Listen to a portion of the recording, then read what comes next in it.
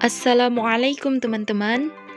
Baiklah, pada kesempatan hari ini saya akan membahas materi tentang yang pertama, itu pengertian bahasa.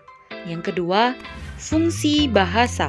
Dan yang terakhir, yang ketiga, saya akan membahas tentang proses bahasa. Dan sekarang, mari kita mulai dengan melihat video ilustrasi berikut ini. Semua orang suka uang. Tapi tentunya orang di ujung Afrika nggak mau nerima uang kita karena nggak berlaku di sana. Nah, sama halnya dengan bahasa. Bisa dibilang bahasa adalah sebuah perjanjian yang harus disepakati satu sama lain. Buat orang lain bisa ngerti kalau kita lapar dan ngajak makan, harus ada kesepakatan. Kalau kegiatan masukin buah atau daging buat ngisi perut itu disebut dengan kata makan. Dan begitu juga untuk kata lain di seluruh dunia. Bahasa dibutuhin banget buat kita, intinya berkomunikasi supaya orang lain bisa ngerti apa yang kita maksud melalui bunyi-bunyian yang kita sebut dengan kata. Setelah melihat video ilustrasi tadi, pasti teman-teman sekalian sudah tergambarkan apa yang dimaksud dengan bahasa. Pembahasan pertama, yaitu pengertian bahasa.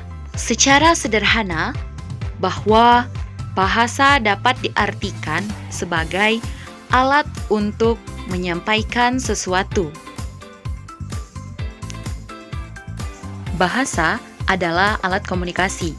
Bahasa adalah bunyi yang dihasilkan alat ucap manusia, bukan bunyi yang dihasilkan alat lain. Oleh sebab itu, bahasa itu manusiawi. Artinya, hanya manusia yang mampu menghasilkan bahasa.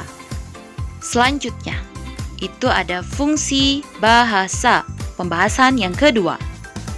Fungsi utama bahasa adalah alat komunikasi, atau fungsi yang lainnya adalah sebagai fungsi ekspresif, fungsi estetis, fungsi informatif, fungsi hayalan atau imajiner, dan fungsi emosional. Selain itu, bahasa juga berfungsi sebagai alat untuk mengekspresikan pikiran dan perasaan, seperti rasa sedih, senang, dan lain sebagainya dalam interaksi sosial.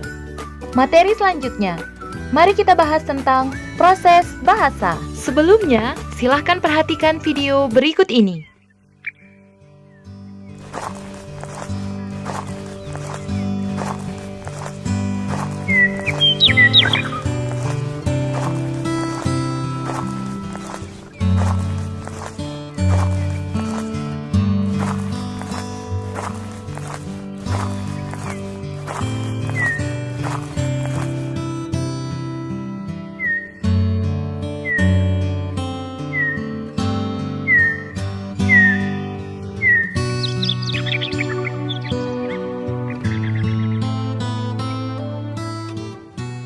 Assalamualaikum. Waalaikumsalam. Masmuk. Ismi Amin. Wa ant masmuk. Ismi Ahmad.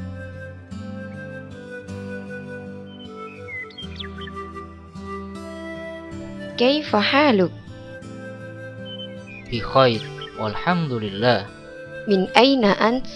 Ana min Jakarta. Hal anta talib? Naam, ana talib. Ahlan wa sahlan. Ahlan wa sahlan. Sekarang, apa hubungannya video percakapan bahasa Arab tadi dengan proses berbahasa?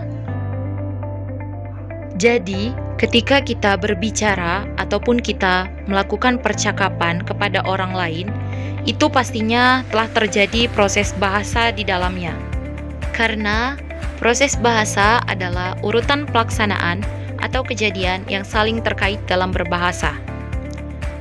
Kita bisa berbahasa karena adanya gabungan antara proses yang terjadi dari diri pembicara dengan proses yang terjadi pada diri pendengar, sehingga menghasilkan sebuah bahasa yang membuat semua orang bisa saling berinteraksi satu sama lain.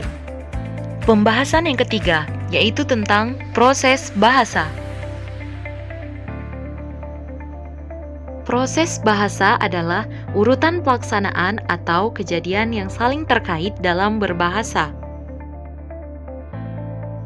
Berbahasa merupakan gabungan berurutan antara dua proses, yaitu proses produktif dan proses reseptif.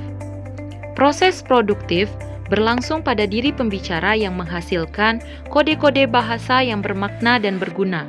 Sedangkan proses reseptif berlangsung pada diri pendengar yang menerima kode-kode bahasa yang bermakna dan berguna yang disampaikan oleh pembicara melalui alat-alat artikulasi dan diterima melalui alat-alat pendengaran. Itulah penyampaian materi presentasi dari saya. Syukron jazilan. Wassalamualaikum warahmatullahi wabarakatuh.